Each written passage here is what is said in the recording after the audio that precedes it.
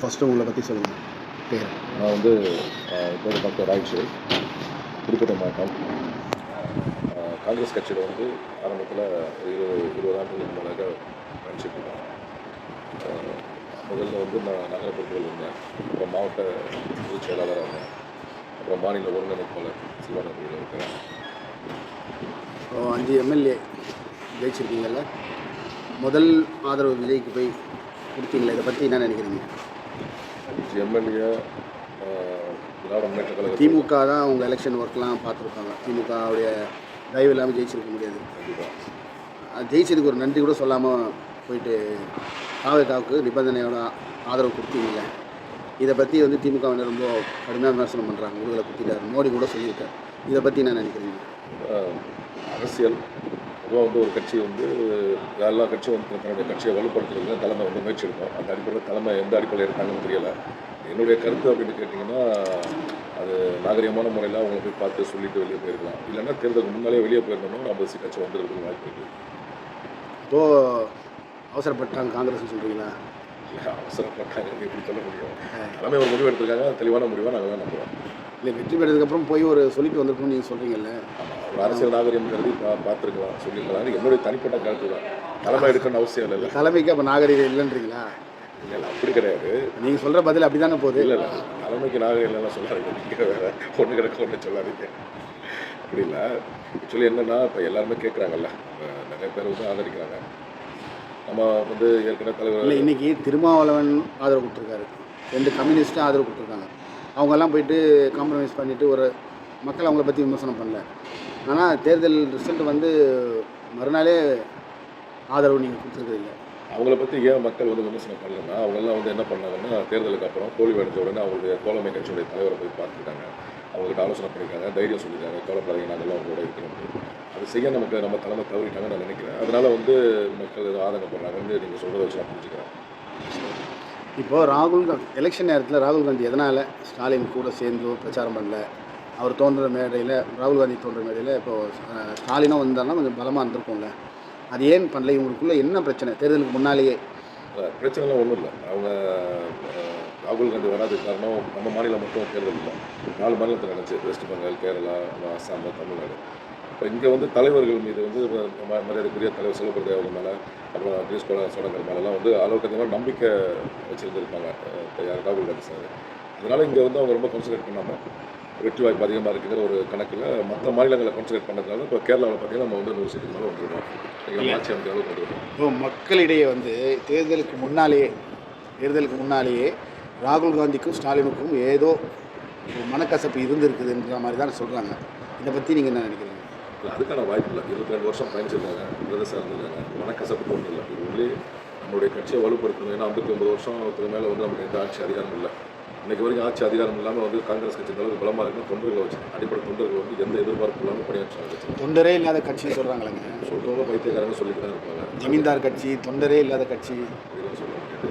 ஆனால் என்னென்னா சில கஷ்ட நஷ்டங்கள் இருக்குது. அடிப்படையில் வந்து நம்ம ஆழமாக வந்து பணி செய்வது மேல்மட்ட அரசியல் பண்ணுறாங்க. இப்போ சில மாவட்ட தலைவர்கள் ரொம்ப பெரிய மனிதர்களாக இருக்காங்க. அவங்க போயிட்டு ஒரு அடிப்படை தொண்டர் போயிட்டாங்கன்னு பார்க்க முடியாது, தன்னுடைய பிரச்சனையை சொல்ல முடியாது. சில மாவட்டங்கள் அந்த மாதிரி இல்லை, ஃப்ளெக்சிபிளாக இருக்குது. அதெல்லாம் கொஞ்சம் மாற்றியெல்லாம் பண்ண வேண்டிய அவசியம் கட்டாயத்தில் தான் நம்ம இருக்கோம். காங்கிரஸ் கட்சியை பொறுத்த வரைக்கும் அதெல்லாம் கொஞ்சம் மாற்றி செய்யக்கூடிய கட்டாயத்தில் நம்ம இருக்கோம். இப்போது ராகுல் காந்தி பதவியேற்பு விழாவுக்கு வந்தார். அந்த ராகுல் காந்திக்கு உரிய மரியாதை கிடைச்சதுன்னு நினைக்கிறீங்களா? ஏதாவது குறைபாடுகள் இருக்கா? நான் பார்த்த வரைக்கும் கொஞ்சம் குறைபாடாக தான் தெரியுது. என்ன குறைபாடு? அந்த வந்து அந்த பதவியேற்பு விழாவில் வந்து அந்த எம்எல்ஏக்கள்லாம் வந்து போய் ராகுல் காந்திக்கு கை கொடுக்காம எக்ஸ்ட்ரா அவர் நம்ம முதலமைச்சர் மாநிலத்துக்கு முதலமைச்சர் விஜய் அவர்கள் கை கொடுத்தது, அந்த மாதிரி சில விஷயங்கள் வந்து நான் பார்த்தேன். ஒரு எம்எல்ஏ கூட கை கொடுக்கல. ஆமாம், யாரும் கொடுக்கல. அது எதுவும் அவங்க கட்சியில் ஏதாச்சும் இன்ஸ்ட்ரக்ஷன் கொடுத்துருக்காங்கன்னு நமக்கு தெரியாதுல்ல. இப்போ நம்மன்னு நமக்கு தெரியும்.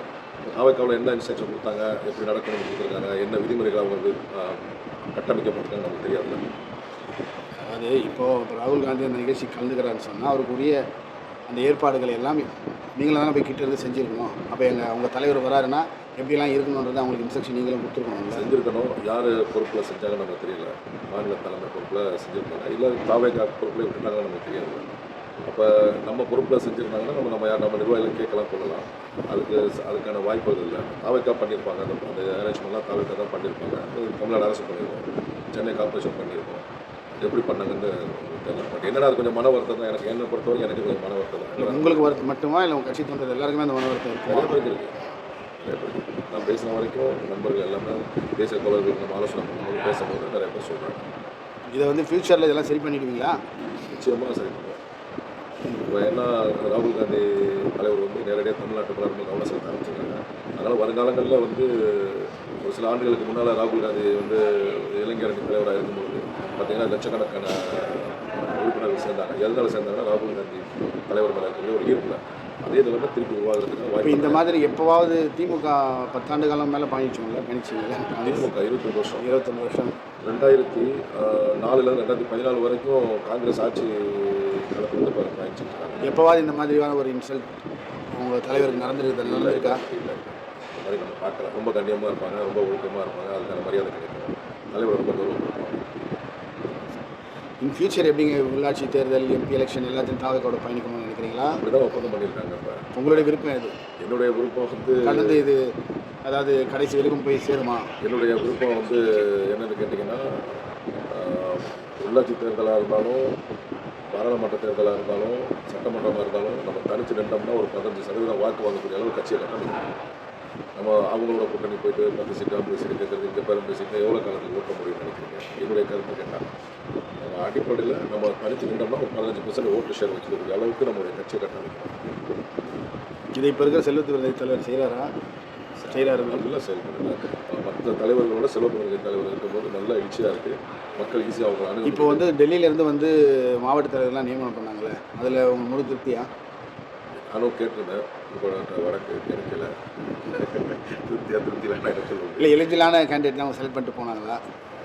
சிம்பிளான கேட்கல. ஆனால் எந்த முடிவு பண்ணாலும் அதான் நடக்கும். அது நடக்கிறத பற்றிலாம் கேட்கலங்க. இப்போ போட்டிருக்க இப்போ நீங்கள் கட்சி வளர்க்கணும், அது எலிஜிபிள் கீழ் மட்டத்திலேருந்து வளர்க்கணும், அதுக்கு தகுதியான ஆட்கள் தான் போட்டுக்கிறாங்களா? திருவள்ளூர் மாவட்டத்தில் வந்து ஒரு யூத் காங்கிரஸ் வந்து டைரெக்டாக அவரை மாவட்ட தலைவராக போட்டாங்கன்னு சொன்னாங்க. ஒரு பிரச்சனை பெருசாக நடந்தது.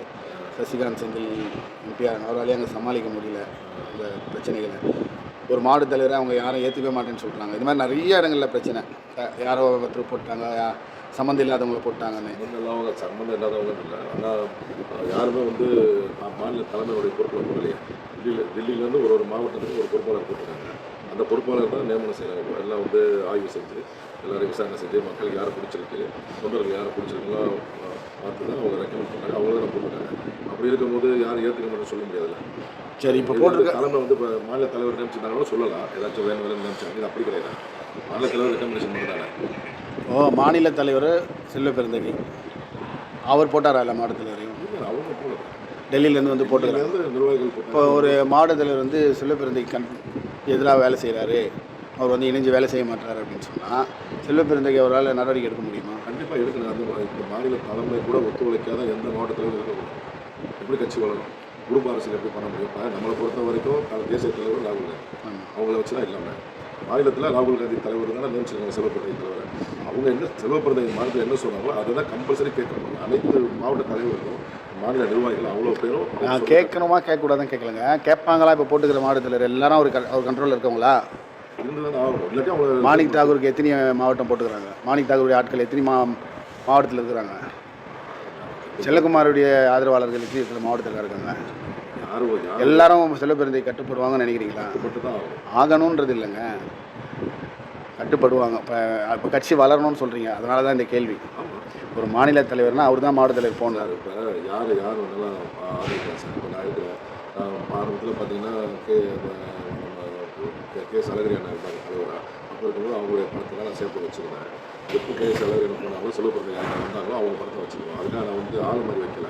நான் குறிப்பிட்டீங்களாம் கிடையாது. என்னுடைய மாநிலம், என்னுடைய கட்சி, காங்கிரஸ் கட்சி தலைமை என்ன யார் நினைச்சிருக்காங்களோ அவங்களுக்கு கட்டுப்பட்டு தான் நம்மளுடைய கட்சி வளர்க்கணுன்றது எந்த மாதிரி எப்படி வளர்க்கணும்னு உங்களுக்கு ஒரு ஐடியா இருக்கும்ல? எதெல்லாம் செஞ்சால் கட்சி வளரும்?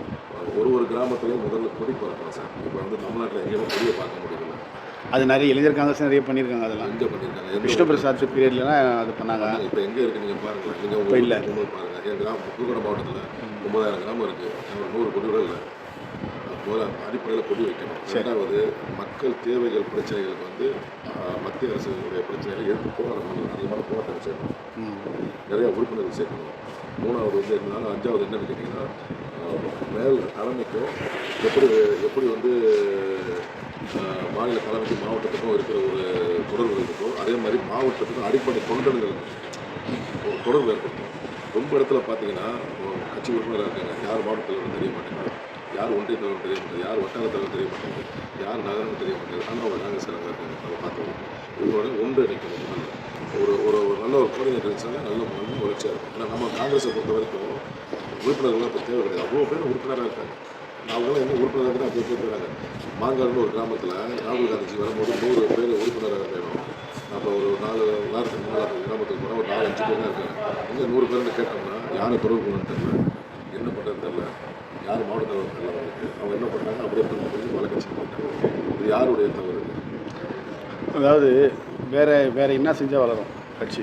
அதுதான் எதுவுமே காங்கிரஸ் வந்து வளர்ந்த கட்சி, வளர்க்கணும் அவசியம் கட்டமைப்பு ஸ்டார்ட் பண்ணாங்க. இல்லைங்க, இன்றைக்கி உங்களுக்கு வந்து எத்தனை வருஷ கட்சி? 135 வருஷம் வச்சுங்க. 135 வருஷ கட்சி.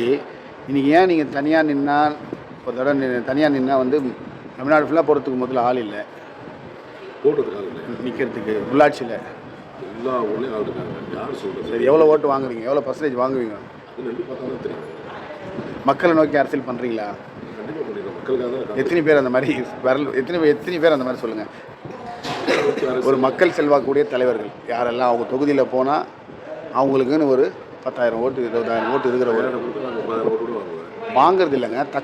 இன்றைக்கும் பேர் சொல்கிற மாதிரி காங்கிரஸ், இது காங்கிரஸ் ஓட்டு. ஏன்னா ஒரு எலெக்ஷன்லேயும் வந்து ஓட்டு சதவீதம் உங்களுக்கு வந்து அலைன்ஸை பொறுத்து தான் ஏறுது இறங்குது. ஒரு தடவை 15%, ஒரு தடவை 6%, ஒரு தடவை 8%, இப்படி தான் மாறி மாறி. அது வந்து கூட்டணியை பொறுத்து. தனியாக உங்களுக்குன்னு எவ்வளோ பர்சன்டேஜ் இருக்குது, அதை வந்து அதிகப்படுத்துறதுக்கு என்னெல்லாம் செய்யணும், யார் வேலை செய்யணும்? மாநில தலைமை கரெக்டான வியூ வகுத்து இப்போ எப்படி தாவேக்காக கட்சி வளர்க்கணும்னா பிளாக் லெவலில் கட்டமைச்சிட்டு அந்த இருக்கக்கூடிய பிரச்சனைகள் பிளாக் லெவலில் ஒரு அடிப்படையாக இருக்கக்கூடிய தொண்டர்களுக்கு அழைச்சி அவங்களை வந்து மாதத்துக்கு ஒரு முறை 2 முறை மீட்டிங் போடணும், அவங்களை சால்வை போடணும், அவங்களை முன்னிலைப்படுத்தணும், அவங்களுக்கான ஊக்கம், அரசியல் ஊக்கம் கொடுக்கணும், மக்கள் பிரச்சனையை கையில் எடுக்கணும். ரேஷன் கார்டு, ரோடு, சாக்கடை, குளம், குட்டை, நெல் கடத்தல், என்னென்ன பிரச்சனை, அடிப்படை மக்கள் பிரச்சனை இருக்கோ அந்த பிரச்சனை எல்லாத்தையும் வந்து பிளாக் லெவலில் இருந்து நம்ம செய்ய போனாக்கா மக்கள்கிட்ட வந்து ஒரு நல்ல பேர் இருக்க முடியும். நமக்கான பெர்சன்டேஜ் பிளாக் பெர்சன்டேஜ் முடியும். நன்றி. இவ்வளோ நேரம் கேட்ட கேள்விக்கெல்லாம் அருமையாக பதில் சொன்ன உங்களுக்கு நன்றி தெரிவித்துக் கொள்கிறேன். நன்றி, வணக்கம்.